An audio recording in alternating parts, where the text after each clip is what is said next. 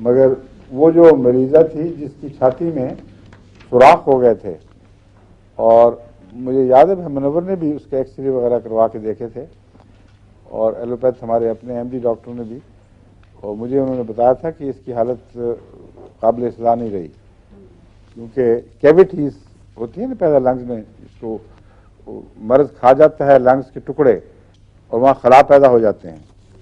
اب عام طور پر ایلوپیتھک سائنس میں اس بات کا مشاہدہ نہیں کیا گیا کہ یہ کیوٹیز بھر جائیں، اور سمجھتے ہیں بس ختم ہے یہ مریض، اس کا علاج نہیں ہے۔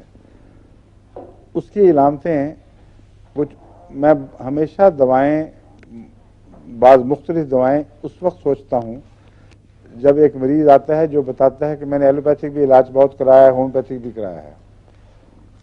تو ہومیوپیتھ تو ہمارے وہاں بتاتے نہیں دواؤں کے نام، اس لیے مجھے کوئی اور سوچنی پڑتی ہے، کیونکہ پتہ ہے روزمرہ کی دوائیں تو ہر ہومیوپیتھ دے ہی دیتا ہے۔ اگر روزمرہ کی دواؤں کے قبضے میں یہ مریض ہوتا تو وہ اچھا ہو چکا ہوتا اب تک۔ اس لیے پھر مزید گہری تحقیق سے مطالعہ کرنا پڑتا ہے۔ وہ جب علامتیں بتاتا ہے تو بعض باتیں وہ خود دوائی کی طرف اشارہ کرتی ہیں۔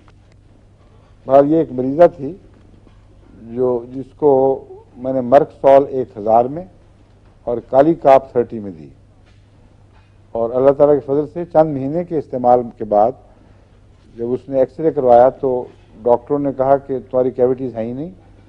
اس نے کہا یہ میرے ایکس ریز ہیں، اس نے کہا یہ کسی اور کے ہوں گے، ہم نہیں مانتے، یہ ہو ہی نہیں سکتا۔